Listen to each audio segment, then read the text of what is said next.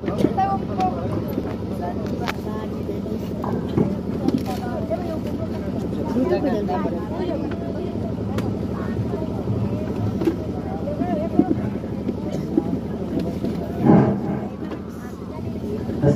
علیکم ورحمۃ اللہ وبرکاتہ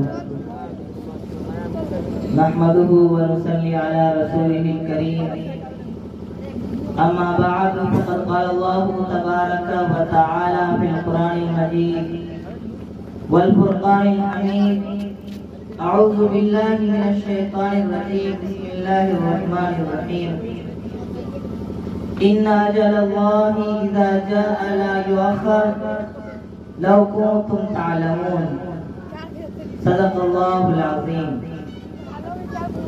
مسافر اپنی منزل پر پہنچ کر ہی چین پاتے ہیں، مسافر اپنے منزل پر ہی پہنچ کر چین پاتے ہیں، وہ موجیں سر پٹکتی ہے جنہیں ساحل نہیں ملتا۔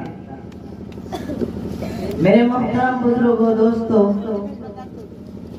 اللہ کا بہت بڑا احسان و کرم ہے کہ اس نے ہم لوگوں کو ایسی مجلس میں بیٹھنے کی توفیق عطا فرمائی جس مجلس میں اللہ اور اس کے رسول صلی اللہ علیہ وسلم کے پیاری باتوں کا تذکرہ ہو اور ہمیں کہنے سننے کا موقع ملے۔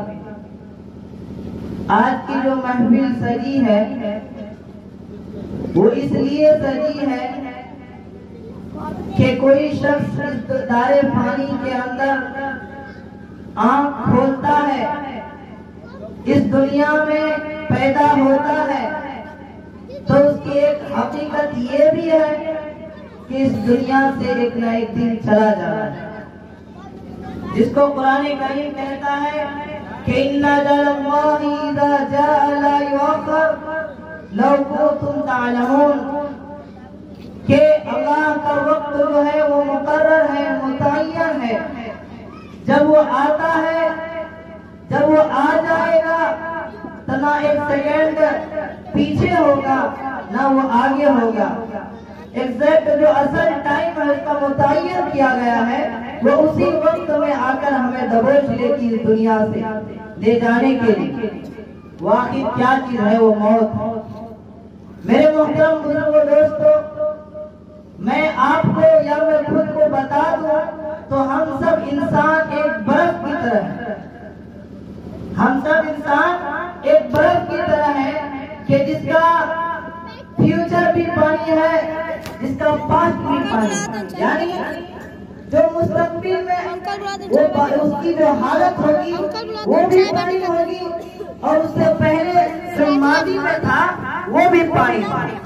اسی طرح ہم انسان ہیں کہ ہماری جو ماضی ہے، ہمارا جو پاسٹ ہے، ہمارا جو گزرا ہوا زندگی ہے، جہاں سے ہم پیدا ہوئے ہیں، وہ سب سے پہلے ایک مٹی تھی، اور آج بھی ہم مٹی ہیں، اور ایک نہ ایک دن ہم بھی مٹی میں مل جائیں گے۔ یہ ہماری حقیقت ہے میرے دوستو۔ آپ اس بات سے بخوبی واقف ہوں گے کہ یہ دنیا ایسی چیز ہے کہ جس کی جو صفت ہوتی ہے وہ اپنے صفت کے مطابق اس دنیا میں کام کر رہا ہوتا ہے۔ جس طرح ایک چھری کا کام ہوتا ہے کاٹنا، آگ کا کام ہوتا ہے جلانا، بلکہ دنیا کی جو بھی چیزیں اللہ تعالیٰ نے پیدا کی ہے اس کا ایک کام، اس کا ایک وقت کا وہ متعین کر دیا گیا ہے۔ اسی طرح اس دنیا کے اندر جو موت ہے اس کا بھی ایک کام ہے۔ وہ کیا کام ہے کہ اس دنیا سے جو بھی انسان زندگی گزار رہے ہیں، خواب غفلت میں ہو یا چوکنا ہو، جس حالت میں بھی ہو، وہ وقت جب آتا ہے تو انسان کو دبوچ لیتی ہے، وہ اپنے انڈر میں لے لیتی ہے۔ تو میرے محترم بزرگ دوستو، میں نے ابھی جیسے کہا کہ ہر چیز کی ایک صفت ہوتی ہے، تو اپنے صفت کے مطابق کام کر رہا ہوتا ہے، اور وہ صفت بھی بغیر اللہ کے حکم کے کام نہیں کر سکتا۔ اس طرح ایک چھری کا کام ہے کہ وہ کاٹے، لیکن جب اللہ تعالیٰ کا حکم ہو تب ہی وہ کاٹ سکتا ہے۔ حضرت ابراہیم علیہ السلام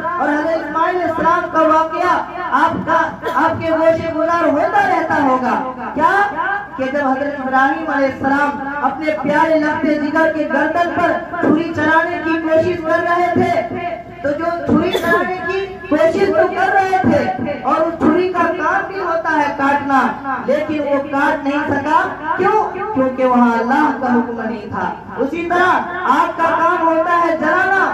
دیکھیے ہمارے حضرت ابراہیم علیہ السلام کے واقعے پر نظر ڈالیے کہ آگ جو نمرود کا واقعہ آپ لوگوں کے سامنے سے گزرتا ہوگا کہ وہ نمرود جب حضرت ابراہیم علیہ السلام کو آگ میں جلانے کی سازش کرتے ہیں، کئی دن یعنی کئی مہینوں سے وہ ایندھن کو جمع کر کے، جلاون کو جمع کر کے اس میں آگ بھڑکاتے ہیں. اس کے بعد حضرت ابراہیم علیہ السلام کو ڈالنے کی کوشش کرتے ہیں اور اس آگ کا کام کیا ہوتا ہے؟ جلانا.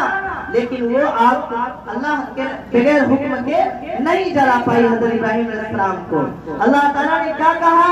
یا نہ رکونی بندے وہ سلام علی ابراہیم، کہ آگ تم ٹھنڈی ہو جا حضرت ابراہیم علیہ السلام پر.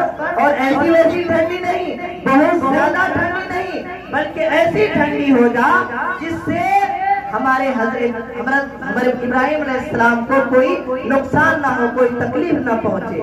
اسی طرح حضرت یوسف علیہ السلام کا واقعہ لے لیجئے کہ کون شخص 40 دن تک مچھلی کے پیٹ میں زندہ رہ سکتا ہے، لیکن وہاں اللہ کا حکم تھا، اللہ کی یہی منشا تھی، اللہ کی چاہت تھی تو وہ 40 دن تک زندہ رہے. یہ سب کیوں؟ کیونکہ وہاں اللہ کا حکم جو ہوتا ہے. اسی طرح میرے محترم بزرگ دوستو، ہم اپنی زندگی پر غور کریں، اپنے زندگی کو ٹٹولیں کہ ہم اللہ کے حکم کی کیسی نافرمانی کرتے ہوئے اس دنیا میں زندگی گزار رہے ہیں. کوئی ہمیں پوچھنے والا نہیں، کوئی ہمیں ٹوکنے والا نہیں، کوئی ہمیں راستہ دکھانے والا نہیں. اس لیے میرے محترم بزرگ دوستو، ہمیں اپنے اوپر خود غور کرنی پڑے گی کہ اللہ تعالیٰ اس دنیا میں بھیجا ہے تو آخر کیوں بھیجا ہے، ان کا مقصد تخلیق کیا ہے. تو میرے محترم بزرگ دوستو، ہم انسان جب اپنے اوپر غور کریں گے، اپنی جو حقیقت ہے، اپنے مقصد تخلیق پر غور کریں گے تو معلوم چلے گا کیا ہے کہ وَمَا خَلَقْتُ الْجِنَّ وَالْإِنسَ إِلَّا لِيَعْبُدُونَ. اللہ تعالیٰ خود قرآن کریم کے اندر کہتے ہیں کہ ہم نے انسان اور جنات کو صرف اور صرف عبادت کے لیے پیدا کیا گیا. تو میرے محترم بزرگ دوستو، اللہ کی ہمیں پیدا کرنے کی منشا کیا ہے؟ کیونکہ عبادت کرنا. ہم جو دنیا کی رنگینیوں میں بھول کر، دنیا کی رنگ و رونق میں ڈوب کر اس رب کائنات کو بھول بیٹھے ہیں جنہوں نے ہمیں پیدا ہی اس مقصد کے لیے کیا کہ ہم اگر سر جھکائے تو اس رب کائنات کے سامنے جھکائے، ہم اگر کسی کی پوجا کریں تو اس رب کائنات کی پوجا کریں. تو میرے محترم بزرگ دوستو، جب آپ اپنے جذبات کو اپنے گریبان میں جھانک کر دیکھیں ایک بار کہ کیا ہم اس مقصد پر کام کر رہے ہیں، کیا اس مقصد کو اپنی زندگی میں رکھے ہوئے ہیں؟ نہیں میرے محترم بزرگ دوستو، اگر آپ چاہتے ہیں کہ اس دنیا سے صحیح سالم اور ایک جیسے بندہ اللہ تبارک و تعالیٰ نے جس کو بندہ کہا ہے، اس بندہ کے نام سے اس دنیا سے چاہتے ہیں تو اپنے مقصد تخلیق کو سمجھنا ہوگا، اپنے مقصد تخلیق کو سمجھنا ہوگا. اس لیے میرے محترم بزرگ دوستو، اللہ تعالیٰ سے ہم لوگ دعا اس بات کی کریں کہ اللہ تعالیٰ ہمیں جب تک اس دنیا کے اندر زندہ رکھے وہ اس مقصد کو یاد رکھتے ہوئے زندہ رکھے، تاکہ ہم سے کوئی ایسی خطا نہ ہو جائے، تاکہ ہم سے کوئی ایسا راستہ اختیار نہ ہو جائے جو ہمیں جنت کے بجائے، جو ہمیں کامیابی کے بجائے جہنم کی طرف راستہ دکھاتا ہو، ہمیں جنت کے بجائے کسی یعنی جہنم کی طرف جانے کا راستہ بتاتا ہو. اس لیے میرے محترم بزرگ دوستو، اپنے مقصد تخلیق کو سمجھیں. اللہ تعالیٰ کی اس کے بعد اللہ تعالیٰ کہتا ہے کہ میرے محترم بزرگ دوستو، تمہیں جس مقصد کے لیے پیدا کیا گیا ہے، اگر تم اس مقصد تخلیق کو سمجھ لیتے ہو تو جس چیز کے لیے تم پریشان ہو اس دنیا کے اندر، وہ رزق، وہ جو جس چیز کے لیے پریشان ہو رزق، اس کی ذمہ داری وہاں یہ در کی ٹھوکریں کھا رہے ہیں. آخر یہ سب چیزیں ہم کیوں کر رہے ہیں؟ ایک اچھی زندگی کے لیے. تو اللہ تبارک و تعالیٰ کہتے ہیں کہ رزق کا مالک تو اللہ ہے، رزق کا مالک تو میں ہوں. تم اس چیز کے لیے پریشان ہونے کی تمہیں ضرورت ہی نہیں ہے. تو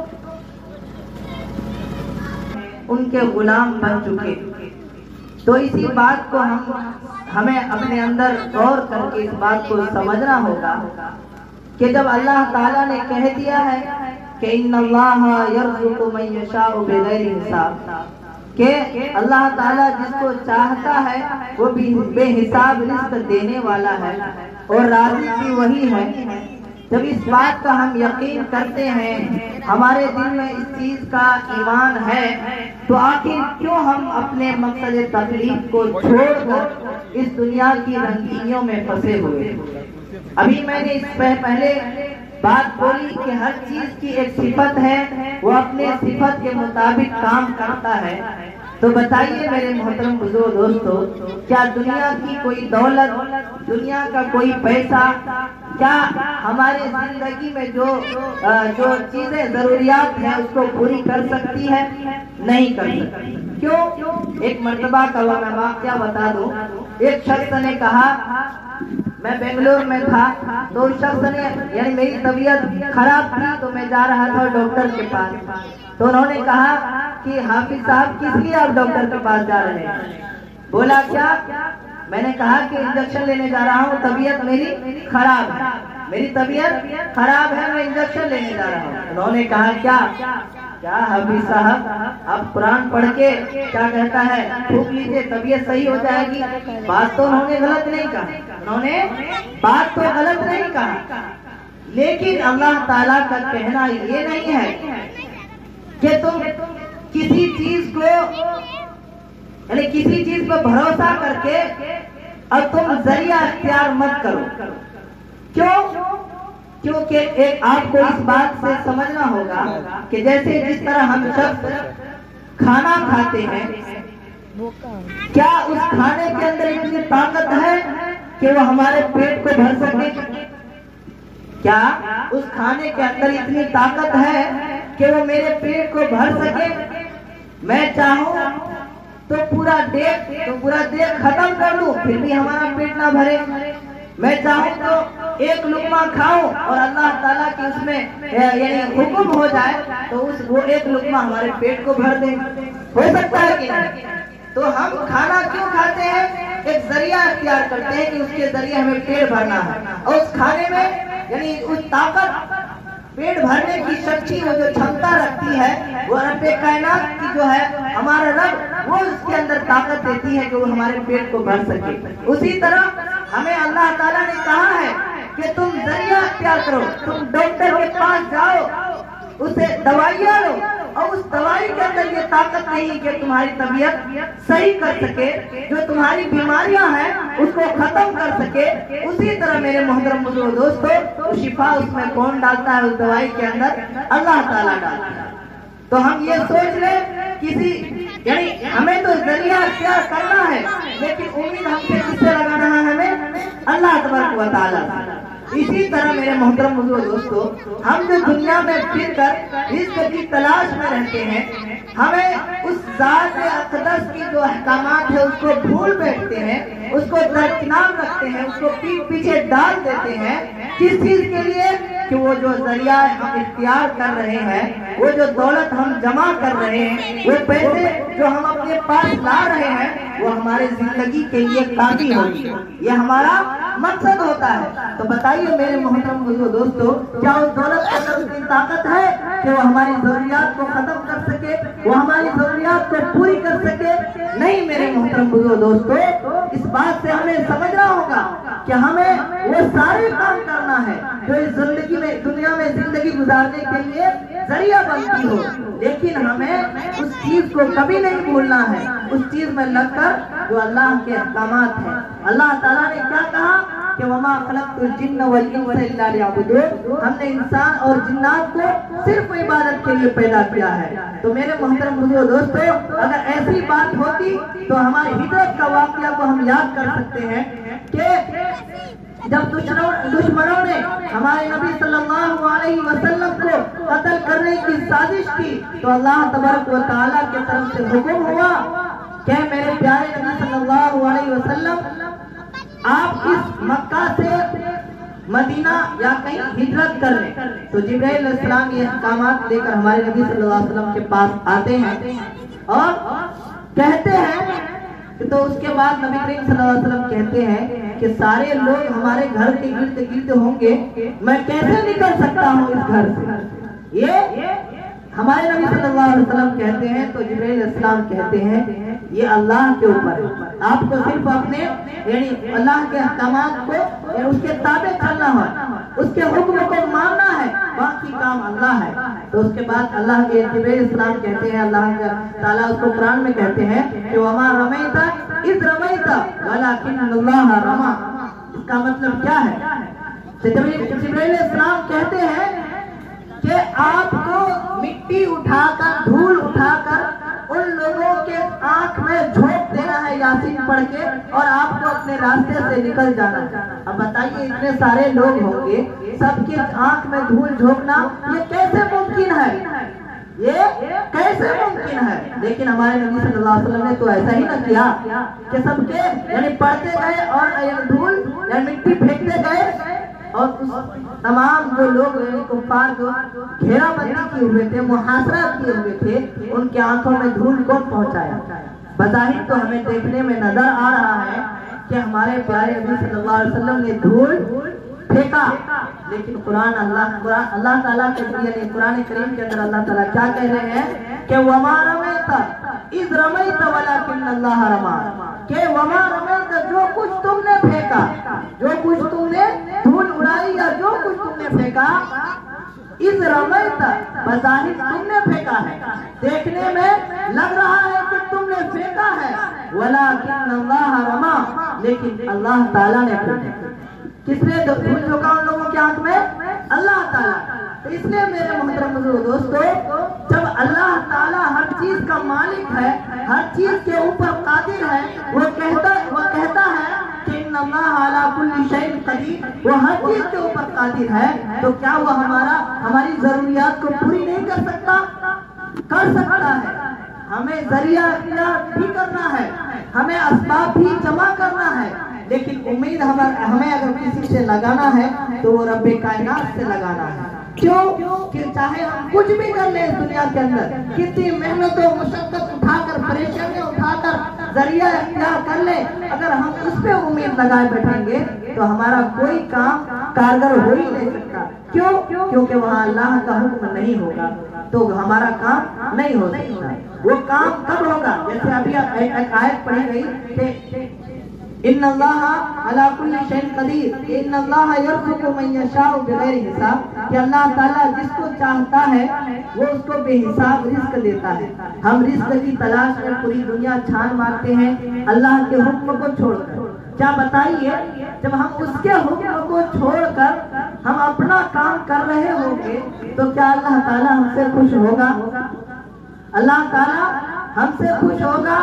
انہوں نے زندگی ہمیں بخشی، ساری چیزیں دینے کی ذات وہی اللہ، ہم اس کے احکامات کو بھول کر ہم اپنی زندگی گزار رہے ہیں، تو کیسے ہمیں اللہ تعالیٰ ہم سے خوش ہو سکتا ہے؟ کیسے ہم اللہ تعالیٰ ہمیں چاہے گا کہ وہ مجھے بے حساب رزق دے گا؟ نہیں ہو سکتا۔ کیوں؟ کیا آپ اس بات سے اندازہ لگا سکتے ہیں کہ دنیا کا کوئی شخص جس سے آپ 10 روپے لیں، اگر آپ دوسرا کوئی شخص آپ سے پوچھے کہ یہ 10 روپے کس نے دیا، جس آپ اس شخص کے بارے میں جس نے آپ کو 10 روپے دیا اس کے بارے میں یہ کہہ دے تو اس کو تو کیا یعنی اس کے پاس تو خود نہیں، وہ مجھے کیسے 10 روپے دے سکتا ہے؟ تو بتائیے وہ شخص کے دل کو جب اس کو معلوم چلے گی یہ بات، اس کے دل پر کیا گزرے گی؟ کیسے وہ نفرت کی نگاہ سے دیکھے گا؟ ان کا دل کتنا جلے گا اندر سے؟ جب اسی طرح اللہ تعالیٰ جو ہمیں سب چیز دے رہا ہے، اگر ہم اس کی نافرمانی کرتے ہوئے اس دنیا میں زندگی گزاریں گے، اس کا شکر نہیں ادا کریں گے، تو کیا اللہ تعالیٰ ہمارے رزق کو مشاہدہ کر سکتا ہے؟ نہیں کر سکتا ہے۔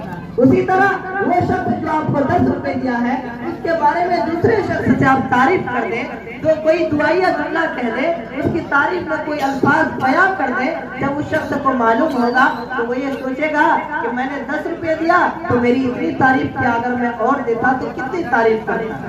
ہے نا؟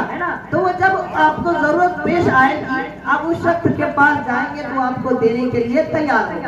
اسی طرح اللہ تبارک و تعالیٰ کا معاملہ ہے کہ اس کا جو ہم اللہ تعالیٰ ہم لوگوں کو یہ رزق یہ یعنی رنگ یعنی خوشحالی دے رہا اللہ تبارک و تعالیٰ، اس کا شکر ادا کریں گے تو جب بھی ہم اللہ کے سامنے ہاتھ اٹھائیں گے اللہ تعالیٰ ہماری دعاؤں کو قبول کر ہمیں بے حساب رزق سے نوازے گا۔ وہ کب ہوگا؟ جب ہم اس کا شکر ادا کریں گے۔ تو اس لیے میرے محترم دوستو، اللہ تبارک و تعالیٰ کے شکر ادا کرنے کے جو بھی ذرائع جو بھی طریقے ہیں، جو بھی اصول ضابطہ ہے، نماز ہے، روزے ہیں، جو بھی احکامات ان کے ہیں ان پر اللہ تعالیٰ عمل کرنے کی توفیق دے تاکہ اللہ تبارک و تعالیٰ ہمیں اس دنیا کے اندر خوشحالی کے ساتھ اور اس کے تابع ہو کر اس دنیا میں زندگی گزارنے کی توفیق دے۔ اللہ تعالیٰ سے دعا ہے کہ اللہ تعالیٰ ہمیں کہنے سننے سے زیادہ عمل کی توفیق دے۔ وآخر دعوانا الحمدللہ۔